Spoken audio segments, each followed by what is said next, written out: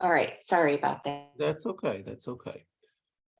So first thing, and again, I think everyone has maybe the slides, but even if you don't, I didn't put a lot on each slide, so I can probably just talk about it first, and then you can reference the slides later. Oral fluency is tough to define. We often talk about fluency in a second language. Some people argue it's pronunciation of vowels, consonants, segments in a language. Some argue that it's more the rhythm, the intonation, the stress. I would argue that it's both. You really can't talk about fluency in another language unless you have a balance of both what we call the segments in a language and the super segments in a language. But before we talk about that, I want to say one thing right from the start. When you're working with your student, a lot of students will tell you they want accent reduction. They want to get rid of their accent, or they want to minimize their accent. And I certainly understand that. I mean, accent reduction might make students feel psychologically like they're improving in their language, but the research on accent reduction is very mixed. In fact, there's very little evidence that overt instruction in accent reduction really improves a student's proficiency at all. And certainly there's very little evidence that it improves their fluency. So what we try to stress to students in our program, and I think most people do in their programs, is to stress comprehensibility. And I tell my students from the very beginning, you're always going to have an accent. That's what makes you human. That's what makes you interesting. I have a Texas accent, and I tell them about my Texas dialect. I've been here 30 years. I'm going to die with my Texas accent. It doesn't make me any less comprehensible than my fellow Michiganders. So I tell them, you're going to have an accent for the rest of your life in a second language, unless you came here before the onset of puberty. You probably are always going to have an accent in a second language. So accent reduction is not the goal. It may be an individual psychological feeling, and certainly students can pursue certain things, but what I'm going to focus on more is comprehensibility. Can you understand what someone's saying, even with an accent? So if a student says, you know, I need to go to court to see the judge, we know what he's saying. We know he has not clearly formed the j versus the j, but it's comprehensible. That accent clearly distinguishes him from a certain type of language group, but it doesn't make him less comprehensible. And that's the goal. I tell my students, if you focus more on being comprehensible to native speakers and thinking of all the things you can do as a speaker to make yourself comprehensible, that's far more important than worrying about every error that you make in spoken language or your accent.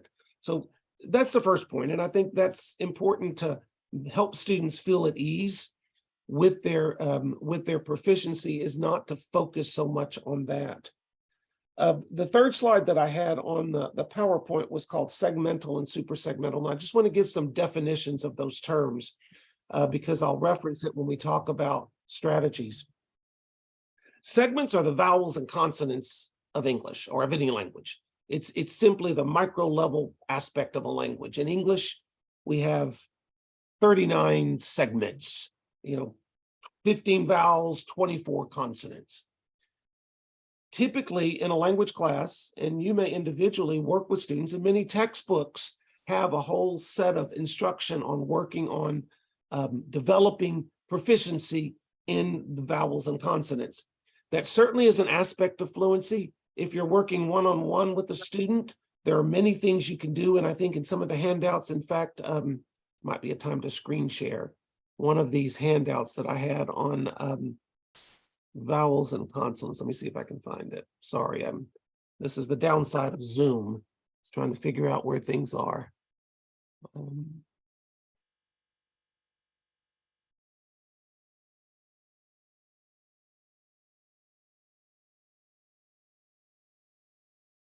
Can everybody see that? Laura said, okay. So you can see, there's 15 vowels, 24 consonants. It's fairly technical. It goes through the IPA. Yes. I don't see the We're just seeing your screen, but not the actual document. Okay. I'm sharing it. Let's see. Select the actual document and yeah, that's what I did. Let's see. Hold on. Phonetic symbols.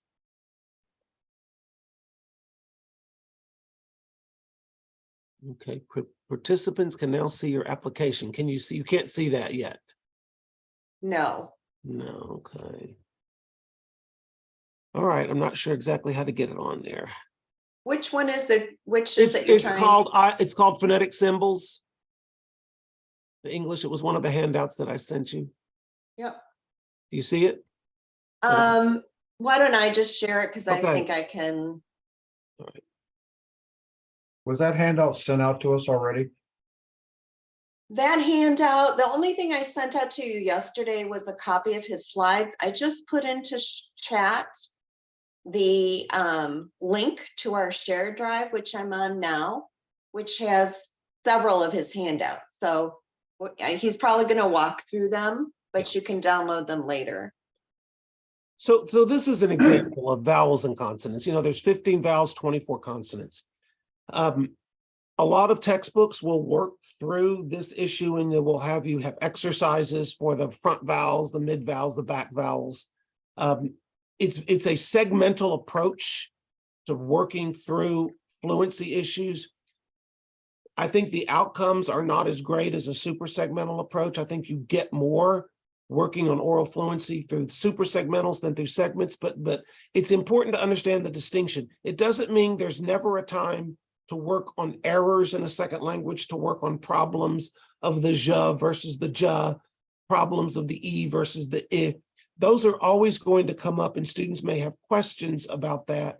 But in the long run, the biggest payoff is through oral fluency super segmental activities, which we'll talk about as we move through. I just wanted to point out that this is what a lot of textbooks focus on, in fact, many call this pronunciation. And I think it is certainly an important aspect of pronunciation. And in our language program, we certainly focus and teach it, but it should not be the end goal. The end goal, particularly if you have an opportunity to work one-on-one with a student, you have a much greater opportunity to work on production than on micro level type errors. I just wanted to point that out as a distinction. So you can stop sharing that. The bigger issue is not the vowels and consonants. It's what we call in language studies super segmentals, clearly beyond vowels and consonants.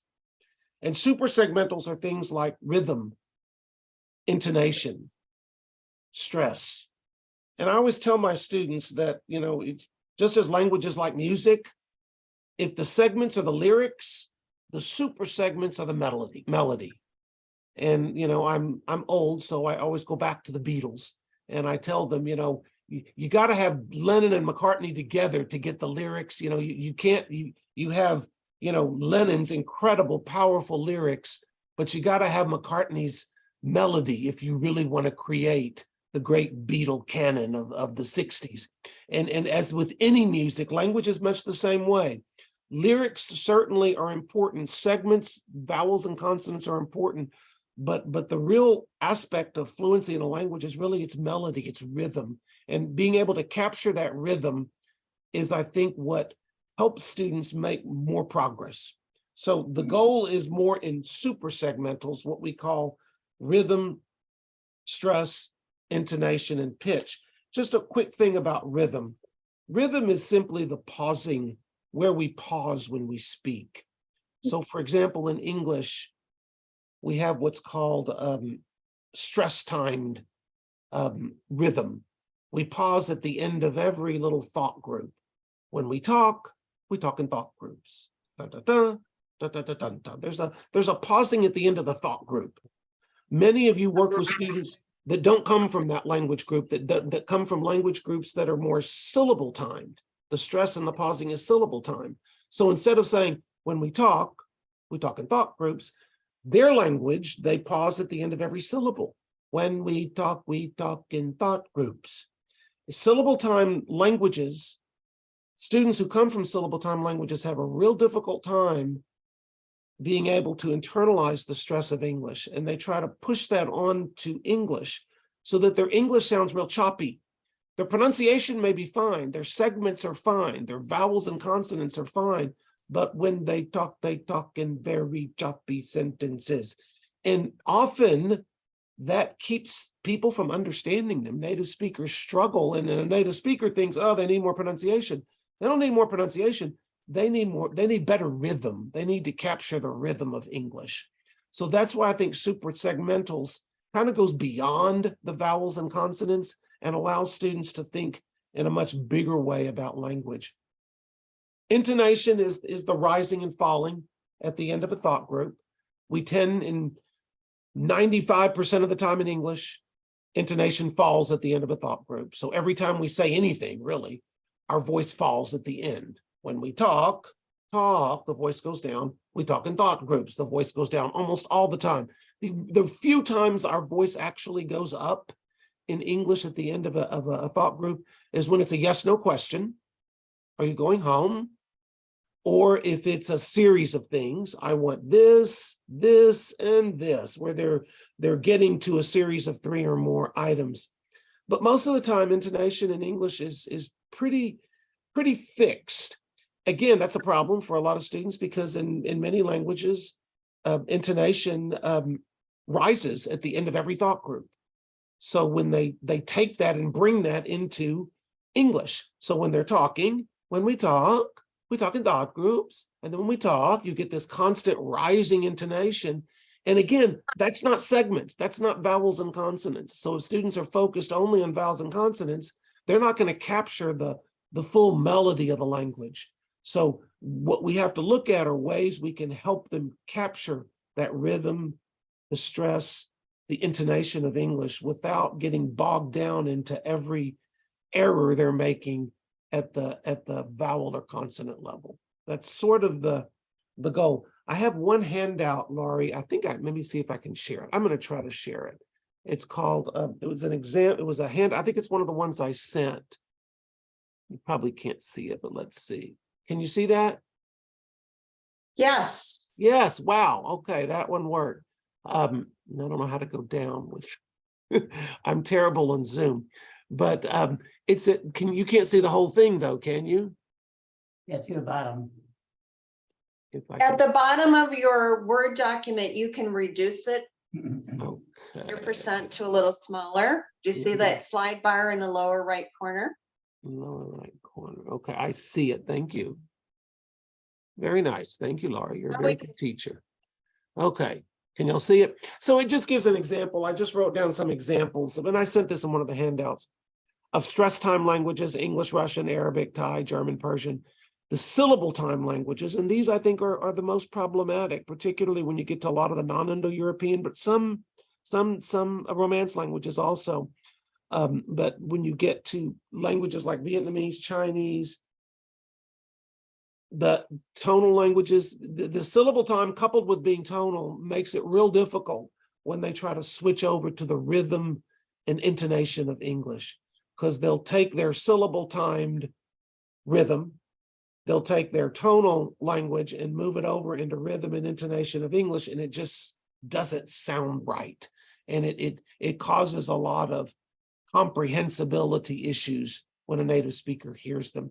So this notion of rhythm is pretty critical. It's not a minor thing. I think it's a pretty critical thing. And I think as I'm going to stop sharing, I think as language teachers, we don't emphasize it enough.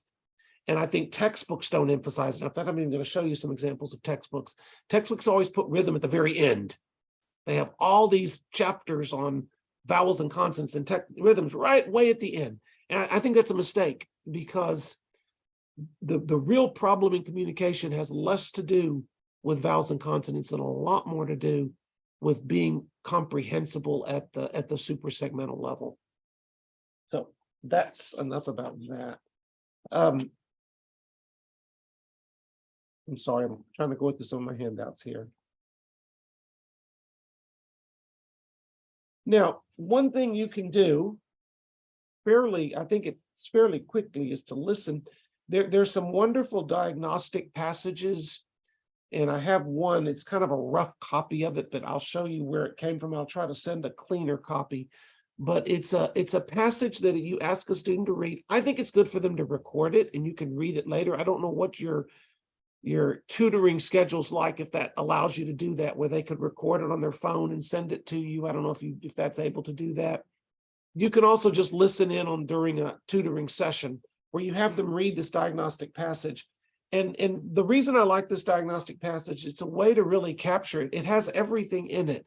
It contains all the vowels and consonants of North American English. So if that's a big issue, you'll hear it. If they're having lots of issues with, you know, the ya and ja, and every yellow is jello, I mean, you'll hear that pretty quickly. If it's a infrequent pattern, dismiss it. But if it's something that's overwhelming at the pronunciation level, it's something you will pick up on. And I think you need a good passage to do that. What I like about this passage is it also helps you figure out if they're having trouble with rhythm, if they're having trouble with pausing, if they're trying to stress every word in the passage. And I'm going to try to share this passage with you. Let's see if I can.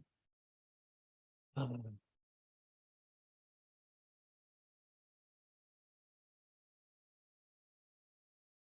see.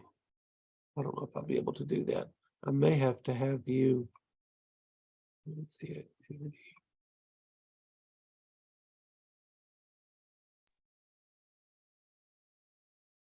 What's the name of the document, It's called Mike? Fluency Activity 2. I have it, but let me see if you can just see this one. If you can't, then I'll have Laurie try to figure it out. Can y'all see this? No, No. Okay, I'm going to have you to pull that up then. okay. It's called Fluency Activity 2. Yes, thank you. You'll notice in the passage that this is from a wonderful textbook, by the way, that I'll show to you later, called Teaching Pronunciation. It's not really a textbook. It's a handbook for teachers. I don't know what your budget is for people to get access to this, but it's by Marianne Selsa Mercia, and I'll send you the link from this one.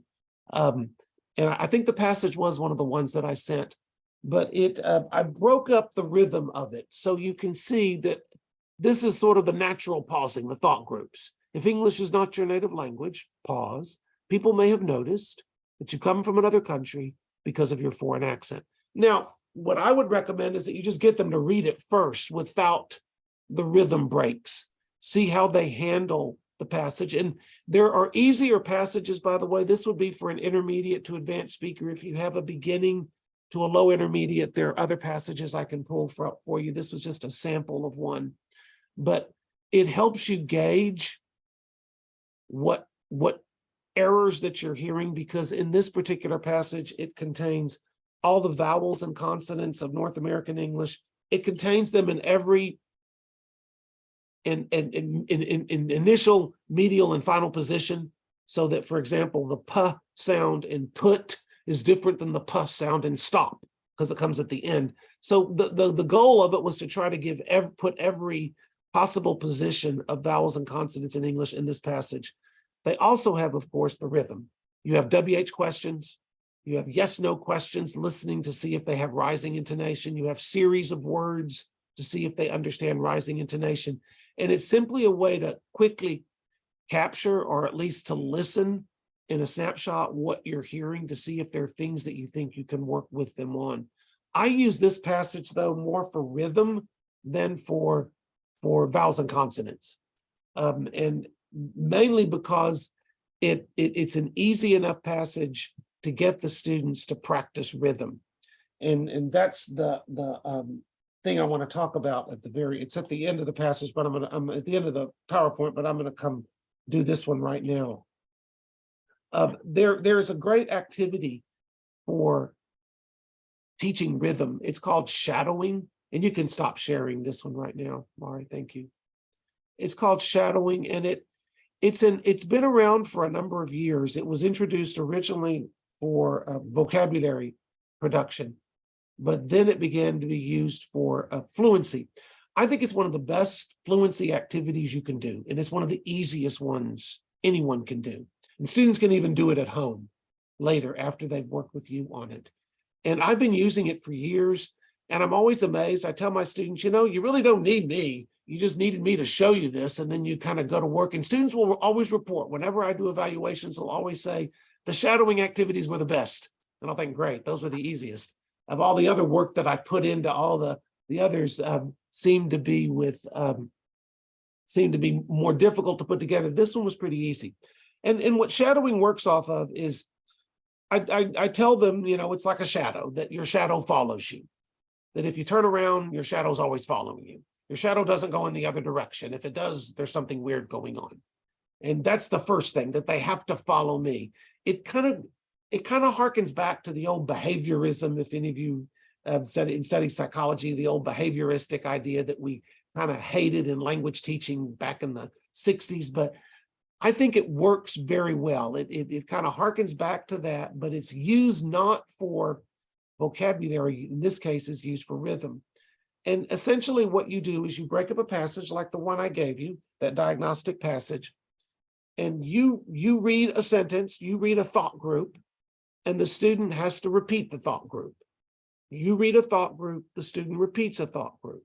And they keep doing that all the way to the end. And the thought groups are relatively short. I tell them they can't read the whole sentence. And it works off, the psychology of short-term memory, that we can, just as we can only remember 7 or 8 or 9 words, numbers at a time, we pretty much can only remember 7, 8, 9 words at a time in terms of their rhythm. What you want them to remember is not necessarily the words, because they're reading it. You want them to remember the rhythm and the stress. So if I say, if English is not your native language, I want them to remember dun dun dun dun dun dun dun, and then they repeat. If English is not, and they keep doing it till they match the rhythm, stress, and intonation of what I've given them. And it's not easy. It's not easy for them. It's an easy activity to do for you to give them, but it's not easy for them to do. And often I will have students, I'll give it to them usually a week in advance, and I'll say practice, and then send me. Now I have them send me the recording, but if you're one-on-one with a student, maybe it's easier for them just to play the recording with you in a tutoring session. But what I find is that students will get, and I tell them not to worry about the pronunciation of vowels and consonants, that if they're struggling with, just keep talking, make it, we're working on the melody. I always remind them, this is Paul McCartney time, not John Lennon. We're not worried about the lyrics. We're only worried about matching my rhythm, stress, and intonation. And the nice thing, and I record these every week for them. I have lots of passages that I record them. I'll pull them from ESL textbooks, and you can do it at varying levels of beginning,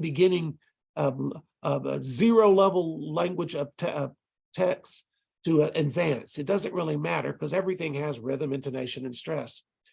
And then I offer, at the end of the semester, I really encourage them to do this on their own. They can download on Amazon books on tape, and they can find books based on their reading proficiency. They might find children's stories. It can be anything, and they can use the writer, the author, whoever the author is that records the piece, and do the same thing at home with this book on tape, where they by that time they understand how to pause after a thought group, and they try to repeat or capture or match the rhythm and intonation of that speaker. So this is a fairly easy activity. I had somewhere an example of it. Let me see if I can share. I'm really determined to share something. Let me see if I can share this. Let me find Mike, just as an aside, if you open the document you want to share, Yes. rather than try to go from your folder, your file manager, then when you hit share screen, you should see that particular document as an option to share. All right. See if that works. I'm going to try to go into, hang on one second. Sorry about this. Whoops.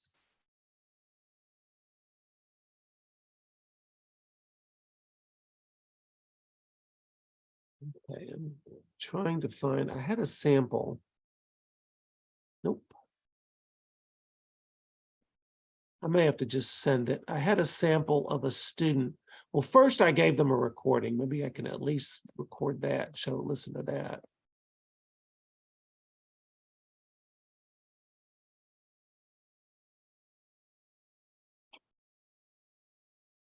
Fluency activity. Can you hear that? If English is not your native language, people may have noticed that you come from another country because of your foreign accent. Laurie, could you hear that? Yes. You could, okay. We So- could hear that. Okay, so what I do is I give them a recording like that. I just do it on a phone and send it to them. I give them a recording of the whole passage and I pause and I don't slow it down. I read it like I would as a native speaker, and I tell them that their goal is to kind of push themselves to my rhythm and intonation and stress. So I give them a recording of it, and then they take the recording, and when they send it to me, they have to send a recording of both me and them. So I know that they were listening to me for every thought group. So the recording I get back from them has both me saying one thought group and they're saying it right afterwards. So I would say, if English is not your native language, and then they would have to say, if English is not your native language. So I listen to the whole recording that has both of us. I tell them this is a duet. It's not a solo performance, and I have to hear me with them. If I don't do that, I find they'll try to just record it by themselves. And that's the whole purpose of shadowing, is to get it on their short-term memory before they practice the thought group. They're listening to me first. I have directions for shadowing. I think it was in one of the handouts, Laurie, that I sent you. It's kind of a long list of directions, and you can probably figure it out, but I did write it out step by step, what I do with shadowing. I find that that's very satisfying for students because they feel like they are. One thing it does, interestingly, it actually picks up passive vocabulary. They pick up vocabulary pronunciation that they didn't have before, but that's not my goal. My goal is really for rhythm, stress, and intonation. And I tell them that at the onset. I'm not worried about their vowels and consonants. There are other activities for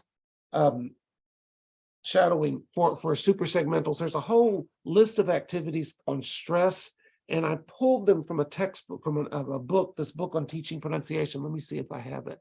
I'm going to see if I have this one. I may have to. We definitely have budget to buy books for our Okay. lending library. So if that's one we don't have, I can put in a request for Okay. it. Do you have the document activities for stress practice? Yes. Can you pull that up real quickly? Stress and rhythm. This was taken from, again, from this book, Teaching Pronunciation by Marianne Celsa-Murcia, which is sort of the gold standard in language teaching. She's one of the best in the business. And it's a reference book for teachers of English. And I pulled a section out on quick activities that I'm going to let you reference on your own and kind of look through it. But it gets at not just rhythm, but I like this one because she deals a lot with stress. And she kind of defines stress, and it's a very long document. I'm not going to go through all of it, but as you go through it, she gives quick little tips for how to practice stress and a quick way for students to listen to stress. And there's like 50 activities in this handout, but things as simple as, if you stay on this page, she gives you something like, listening discrimination, where you would say, is it the same or different, la la, la la, and they have to tell if they're hearing the stress differences. Stress is big. Stress is as important as rhythm. And again, it's a super segmental, and most of this handout is on stress. I just wanted to reference it to you because you have the handout on your shared drive. You can stop sharing that. The stress is very important because, again, a lot of people mistake stress for pronunciation of vowels and consonants. Years ago, I had a teacher who was complaining about a student that had finished our program, and he said, Mike, I think he needs more English. And I said, what's the problem? He said, well, his pronunciation, I think he needs more work on vowels, consonants, pronunciation. And I said, what's the problem? He said, well, he kept saying this one time. He said he kept telling me that he had a lot of anxiety about what he was doing. And he said it was like 5 times before I realized he was saying anxiety. And, again, that's not vowels and consonants, that's stress. I think there was a study done years ago that it's like 70% of the comprehensibility issues of non-native speakers have to do with rhythm, stress, not with vowels and consonants. And yet, for most of us, the popular idea is that it's vowels and consonants that seem to factor in people being able to misunderstand non-native speakers, when in fact it's something as basic as stress and rhythm. And there are textbooks that do work on all of that. There's one that, I don't know if I sent this one to you, Laurie, it's called Focus on Pronunciation. Do you have that one? I'm just going to let you share because I'm kind of not. Is that I'm not another document? It's called Focus on Pronunciation. Okay. We do not own this in our library. This series, there's lots of series of textbooks, but this is one that's one of the easiest ones to use. It's a 3-level series. The first one is for beginning. I just showed a picture of the first one. The second one is for intermediate, and the third is for advanced. And if you look at the table of contents, you can see right away how they break it up. And they do this in every series. They just get more complex as you move through the series. Parts 1 and 2 are all vowels and consonants. So if you really want to work with a student on segmental activities at the segmental level, and again, I think there's a good value to do that, particularly if a student is advanced and wants to work on aspects of pronunciation. And then the last half of the book, part 3, focuses on stress, rhythm, and intonation. That's where I think the bigger payoff is. But of course, every textbook starts with vowels and consonants, and you'll see level 1, level 2, level 3. And you can stop sharing now. Thanks, Laurie. The goal, again, if you have access to these books, they're good reference books. And the more you can initially diagnose what the student wants on the onset, try to clarify to make sure the student understands what he needs. Because what a student wants and what he needs are 2 different things. And I will have students tell me, I had a student first day, he said, I want to get rid of this accent. I can't stand it. And didn't say it that fluently, but pretty fluently. And talked about how he's made fun of on the loading dock that he works at. And I get it. That certainly is important, but he's not going to get rid of his accent. He was, 35. He's been here for 10 years in this country. That's not going to be a goal that's going to work for him. So we have to be clear with students what we can do with them, what they need versus what they want. Now, it doesn't mean there aren't things they can't work on that they feel will help them in their pronunciation, but ultimately we have to help them work towards something that's going to have the biggest impact, because we don't have a lot of time with them, and we're not going to be there to work with them for the next 2 years. So that's the initial goal. And then the second one, of course, would be to do some kind of diagnostic with them, whether it's that diagnostic passage where you can identify pretty quickly, are they really struggling with rhythm and stress? What kinds of errors that are being presented in the vowels and consonants, and are the errors even overwhelming? If they're infrequent, I ignore them. We have a course of instruction in our program from level 1, 2, and 3, and we're going to review vowels and consonants. We're going to review rhythm, stress. We're going to review everything that we would need to do in a traditional course. But in a one-on-one tutorial, I think I have the opportunity to really focus on what makes the biggest impact on that one student. And of course, in a classroom, you're at a disadvantage in that respect because you have 20 students, all of them with different issues. In a one-on-one, you can deal specifically and target and hone in right on the issues that you need to work on. The problem with some of the passages and activities that I sent you, you're going to find, and you'll have to work around that, is that sometimes she's focusing on what you do in a classroom. So some of those activities involve groups, and that's always the difficulty, and I'm sure you probably experienced that. You just have to figure out, like, for example, if there's pair dialogues, you may have to be part of the dialogue if it's a pair dialogue that you're working on to focus on a particular aspect of stress. Okay, I'm trying not to use all my time to talk. I want to see what questions you have, because I think I've got other things I'll cover, but let me go through the chat to see what questions there are. And then I don't know, Laurie, if you want to have them put it in chat or they could ask the questions in the Zoom room. I'm okay either way. Yeah, there aren't any general questions in the chat yet, but you guys can open up the chat down at the bottom of your Zoom screen. There's something that looks like a thought bubble chat. If you want to ask Mike a question, go ahead and pop it in there. Or if you're more comfortable, just unmute yourself and ask him. So Mike, there's one already. Okay. This is from a tutor who's from India. So she's a fluent English speaker, but she has an accent. Okay. And she's wondering, how do I know if my rhythm is right? Good question. You know,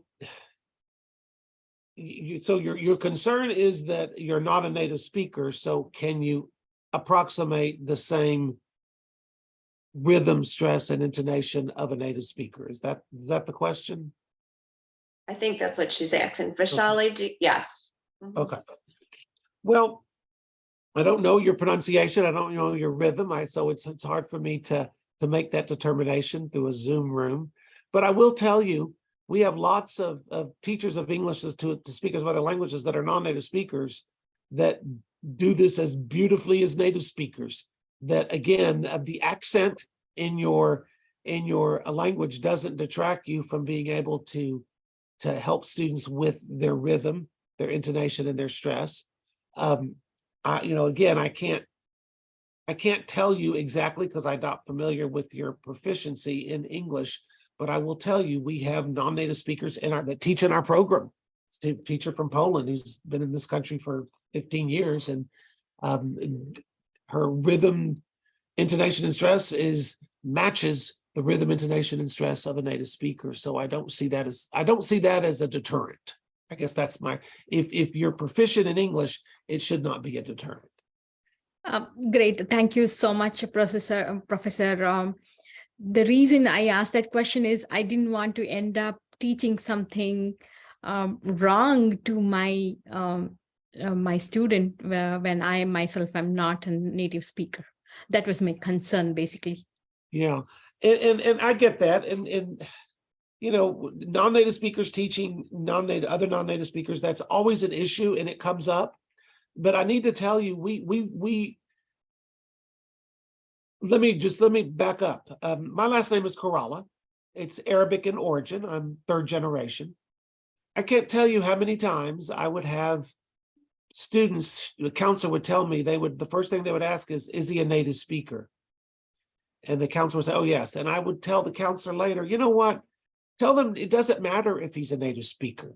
If they're qualified to teach English and they're proficient in English, being a non-native speaker actually would be a plus, because as a non-native speaker, you have an empathy and an understanding of what that student is going through that a native speaker could not ever understand.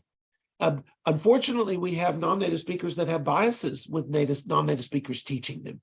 But our goal is not to enable that and not to buy into that. And I tell my students that if you have an issue with a non-native speaker teaching you, what's the difference between that and an employer having an issue with you as a non-native speaker? So I think we need to work against that. And no, I don't think listening to just a snippet of your language, I don't think you would have a problem at all helping a student with that. But if you're really concerned, get a audio book on tape and have them do it with a book on tape. There you have probably lots of native speakers reading a book on tape, and then they can practice the rhythm in English, and then you can listen to see if they're matching it if you're worried or concerned about that. Mm-hmm. Thank you. Thank you, Professor. That helps a lot. I'm sorry, I'm trying to get past. Laurie, can you help me with chat? Let's see. Should I go into chat, Laurie?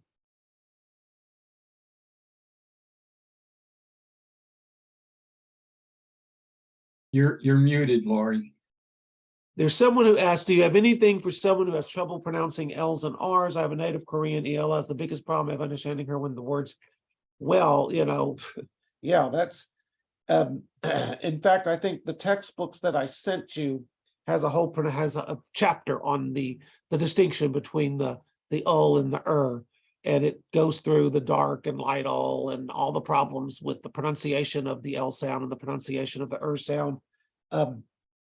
If that particular person emails me, I have other books that have specific chapters or units if they want additional work on the L and the R distinction. But that's a very common problem with certain language groups. So yeah, there are lots of drill work you can do if they want to really hone in on that issue. Again, they need to understand that the drill work has limited outcome, but it can help them if their intellect. And a lot of your students are very metalinguistic. So if they want that help, they probably are open to practicing it a lot. And if you're open to practicing it a lot, it can make a difference. So that drill work can help in that respect. And if they're asking for it, there are lots of drills that you can do either through that Focus on Pronunciation book that I showed you, or I have other handouts, other drills if you want to work on the L and the R. I just put in chat a handout that I got from another tutor, so it might not be up to your standards, Professor, but it has some exercises for Korean, native Korean speakers, so that might get them started. Good. I'm trying to read. I want to make sure I get these questions. Somebody is asking, would using a simple song be a good way to introduce shadowing? Yeah, there's, I can't think of her name. She has tons of textbooks on singing. She was she was very popular in the 80s and early 90s. Language. She wrote a lot of books on song. I think it can be very helpful. I find that also very helpful with grammar, honestly, because particularly for idiomatic passages, for uses of preposition clusters, songs are actually very helpful. But yeah, I think any song can certainly help with that. I just, in terms of repeating it, I don't know how you would work an activity into it because I've never used it, but for that purpose. So I don't, unless you want them to sing it back, I don't know. I'm not exactly sure how that would work, but certainly listening to it and listening for the pausing and the phrasing and the rhythm, I think songs would be quite helpful. If a person has trouble with sentence structure, how can he or she begin to learn rhythm? Won't their rhythm change as they learn how to form sentences? Well, if the student is struggling with sentence structure, and by that I assume you mean like understanding subject, verb, object, and the fact that English, the basic structure of English is so different from their first language. Honestly, I've used these rhythm activities with even the most beginning level students, and I just had very simple passages. It didn't seem to inhibit their ability to do that. If in fact, it helped them to see the SVO patterns in English just by practicing, whatever the text was that I have them do the rhythm with. If it was a very simple, sometimes I'd even have them do them with little simple short poems, or even with tongue twisters. We would do it with little tongue twisters. They would actually see and practice SVO patterns so much that I think it helped them internalize the structure of English, probably as much as overtly practicing, how to build sentences. Let me see. If we are using written passage, do we focus on the punctuation to help with the rhythm?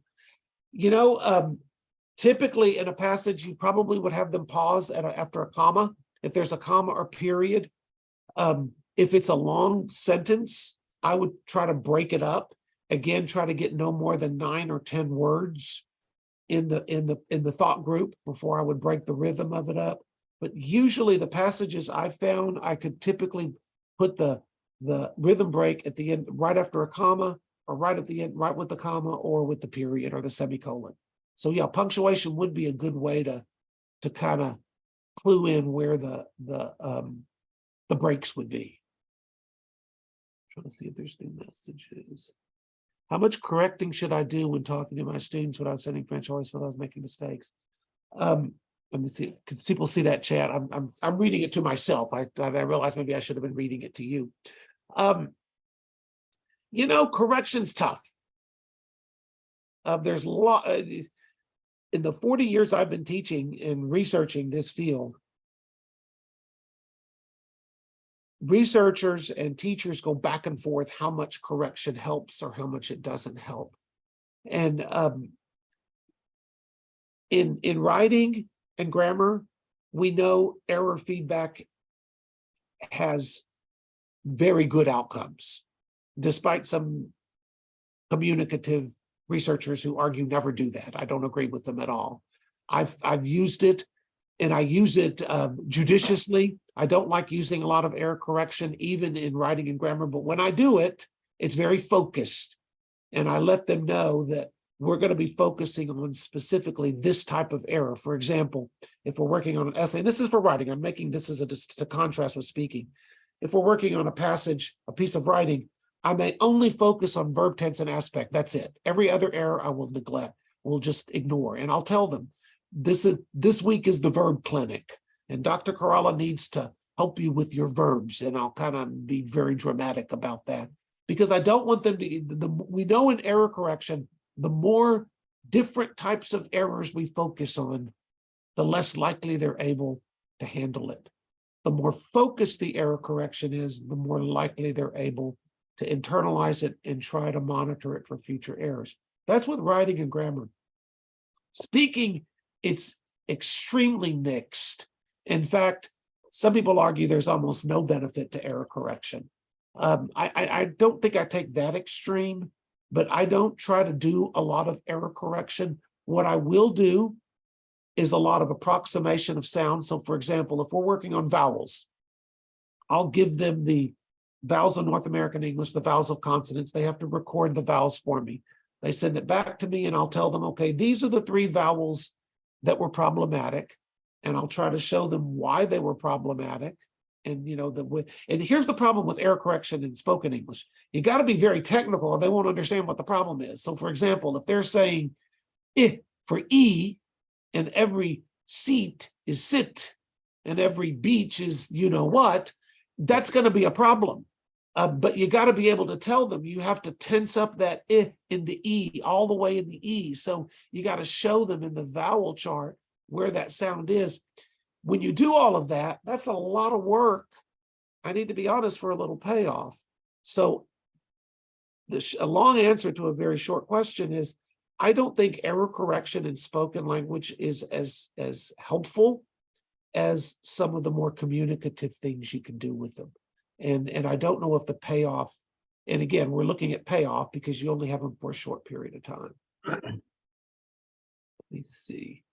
If there is a cultural tendency to speak in a muted tone without great tonality, should that be something we need to emphasize or breaking away from?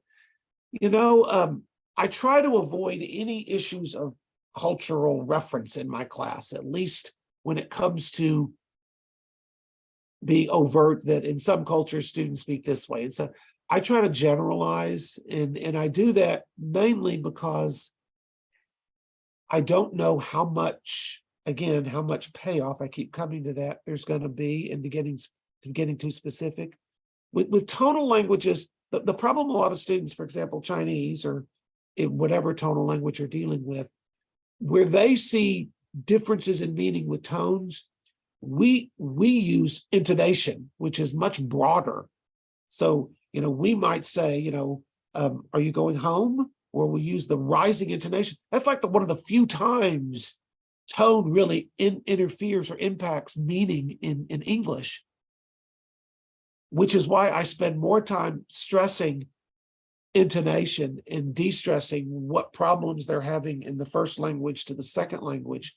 And why I like those shadowing activities, because it really forces them to broaden and try to match my intonation instead of thinking about their errors that they're making. I don't know if that makes sense. I try to get away from what we used to call, many years ago when I first started in this field, everything was interference. Every textbook was about interference. You know, You had to see what is the interference possibility from the first language to the second language. And I spent a lot of time with that. In fact, there's a wonderful book. I'll send you the link on it later. It's called Learner English by Michael Swan and Bernard Smith. And they have like 50 languages, and every language is a chapter. And they go through all the possible problems.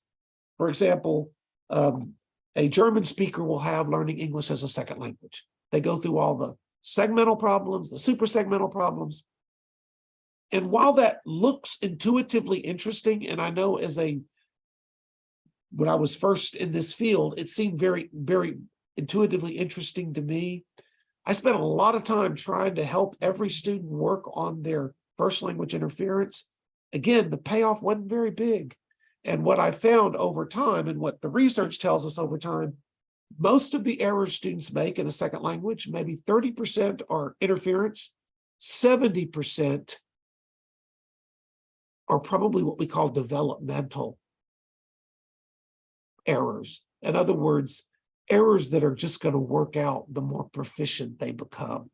And at different levels, at beginning level, you have students with sort of common errors, at intermediate levels, common errors. So the goal is to kind of focus on those developmental errors instead of the individual interference errors. Now, you have a special, unique issue where you can work with one student at one time. And that's where something like this Learner English would come in very handy. I'll put it up here. This Learner English book would come in handy because if you're working with one student, for example, a Spanish speaker, I'll see if I can put it up there. I'll give a link to it also.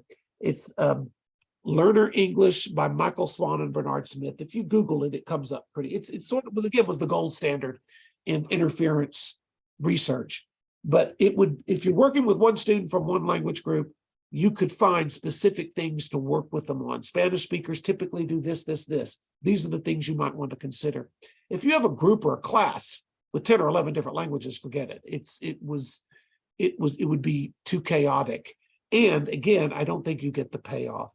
The problem again with books like Swan and Smith's book on Learner English is it only accounts for a percentage of maybe a 30% of the errors that the student you're working with will make. Most of those errors are developmental.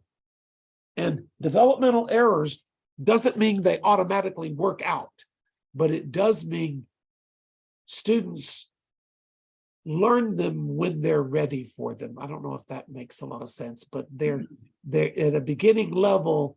If you push students way beyond where they are at a beginning level, they're not ready for it. So developmental means, yeah, eventually they'll work through that. A good example, a simple example, the determiners, D-A-N,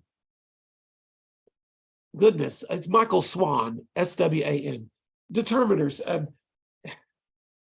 I can remember many, many years ago, this was always put at the beginning level, which is kind of silly because non-native speakers are going to have issues with determiners even years after they take ESL. So what is the point of beating students up for their dropping an article when it really doesn't impact comprehensibility at all?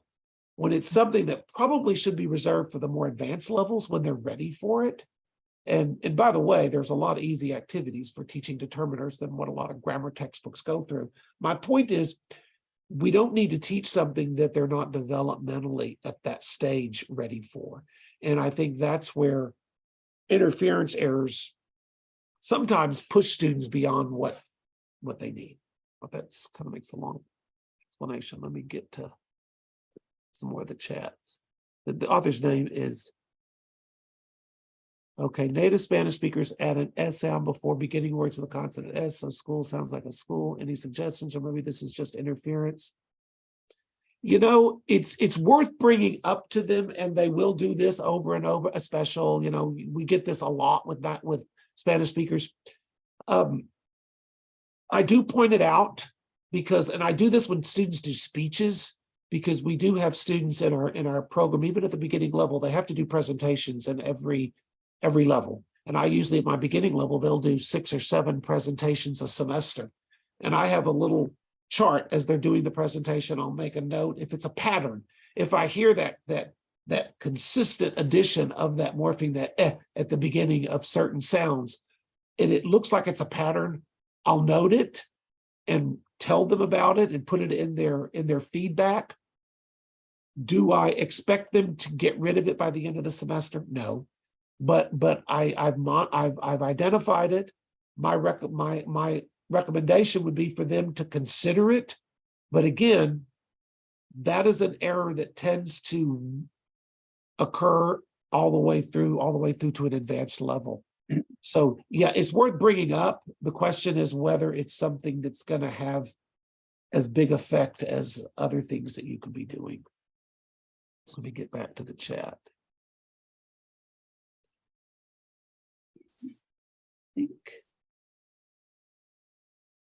All the questions. Does anybody want to unmute and ask any other questions before we wrap up? This is Mark Steckloff. Can you hear me? Yes. Yes.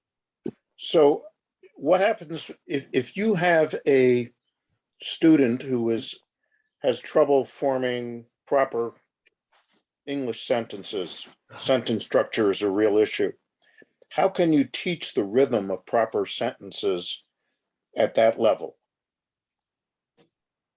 Well, again, as I pointed out earlier, I think with rhythm, at least with some of the strategies that I've shown you, the things about having them practice sentences one thought group at a time, if you think about it, they're really practicing structure, right? Yeah. While they're practicing rhythm and stress, they really are practicing structure. Shadowing can help. I've said it was initially created for vocabulary development, but we've learned over the years it kind of works with everything.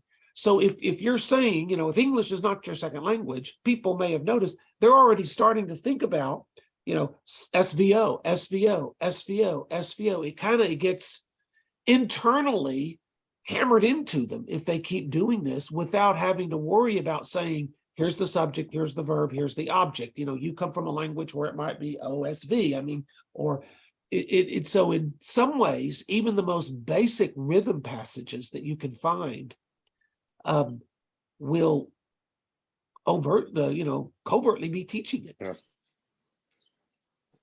Thank you. Yeah. Was there another question? I don't want to. It seemed like there was another question. Oh, look, my Korean person often pronounces the E at the yeah. Should I correct that? Judgy, yeah.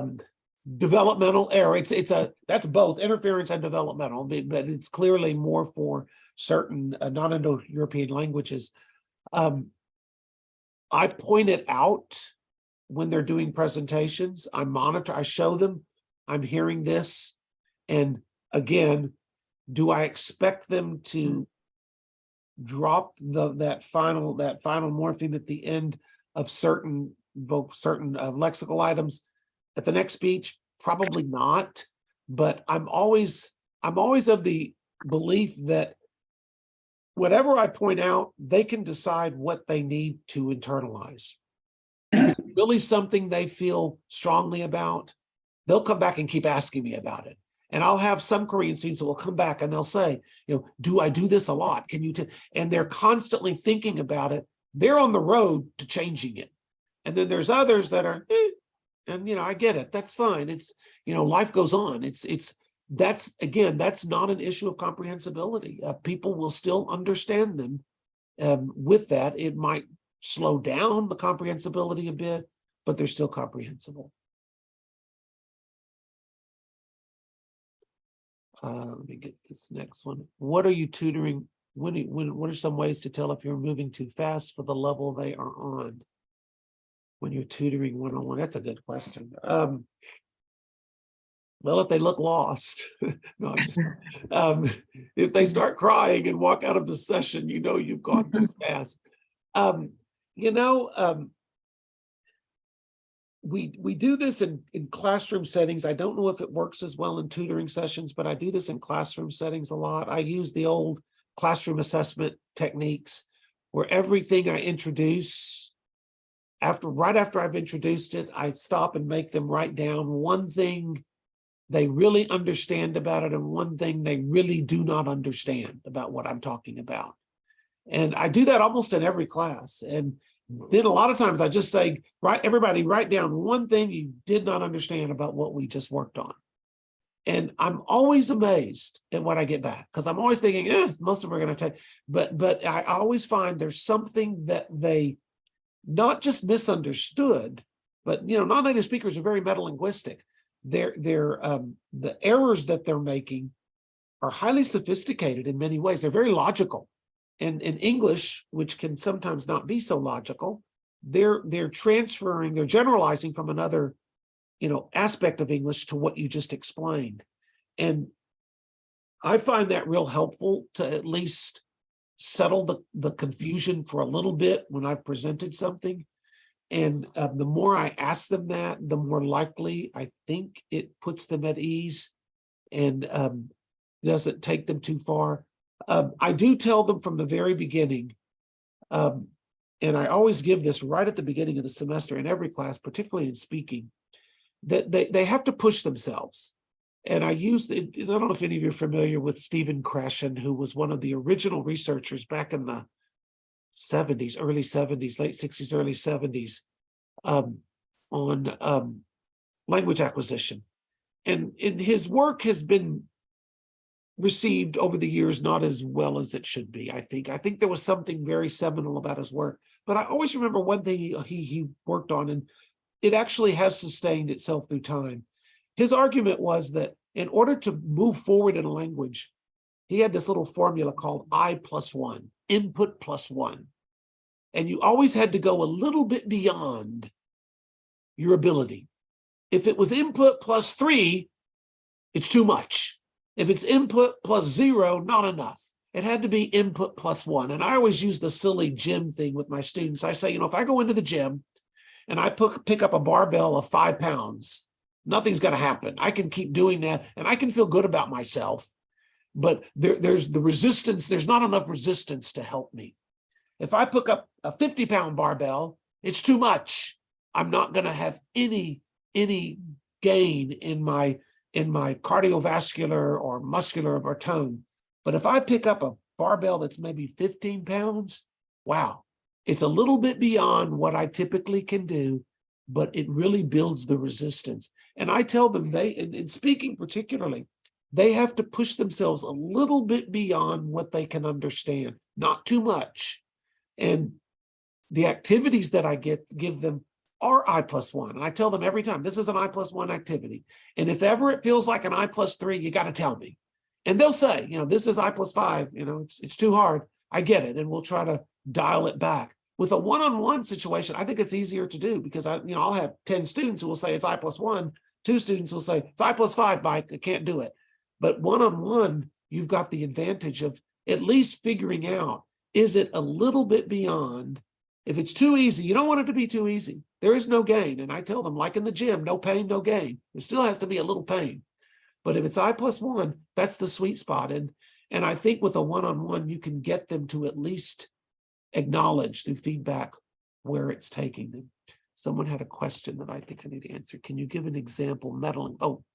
Metalinguistic just means that our students, we are very lucky because we have students who have another language. And we know from research that having that other language, and many of you have students that were educated in another language, not interrupted, unless they had interrupted education and they left when they were very young. Many of them have high school diplomas, college degrees in their native language. They already have a first language they're adding on. We know that addition of another language really brings a deeper understanding to how language works. And because your goal in a language in an ESL program is to help develop their English, you can use linguistic examples and they can say, oh yeah, I see where that is going. They can see connections between their linguistics of their first language compared to the linguistics of their second language. With native speakers, it's a little harder. That's why this doesn't work as well. That's why teaching grammar with native speakers doesn't have as big a payoff, because they have only their first language. But when you have students with a second or third language learning English, they are more what we would call metalinguistic. So you could go deeper into this, how language works without losing them. And let me try to think of an example offhand. We often talk about, this is a little bit advanced for advanced speakers, but I'm sorry, I'm teaching an advanced grammar class this semester, so it's the quickest one I can think of. We do relative clauses in this advanced grammar class. You know, the man who's going to the store is my friend. And it's interesting. I show them, and the minute I show them this, they figure it out. I tell them why they're going to have so many problems with this. Is because English, unlike most languages in the world, we relativize on everything. We relativize on subjects, on objects, on complements. I mean, we have like, and I show them all the type of grammar we can relativize on. And then I show them in other languages, most languages mainly only relativize on one type of grammar. That's it.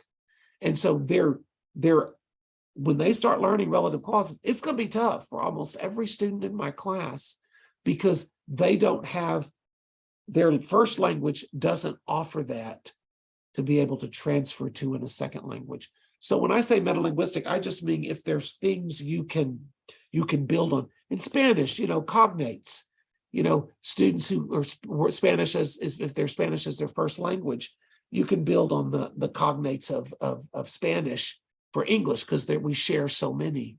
The issue of phonetic versus morphemic language. I always bring this up, even in beginning level students. I tell them English is not a phonetic language. So it's hard to, you can't pronounce English the way you read it. You know, I know there's a big argument now between phonics and you know, whole language. I don't want to get into that argument. But I will say for linguistics, some students, as you know, Spanish speakers come from a highly phonetic language. I could read as a kid when I was in Texas. You learn Spanish as a second language very quickly.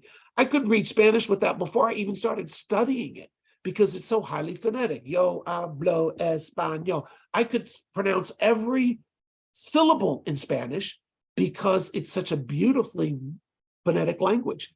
You look at English, fewer than 30% of the words in English you can access phonetically.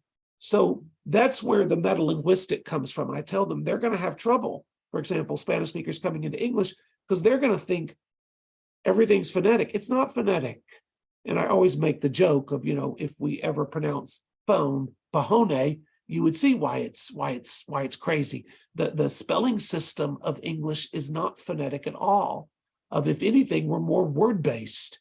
We're more like Chinese. We're more morphemic than we are phonetic.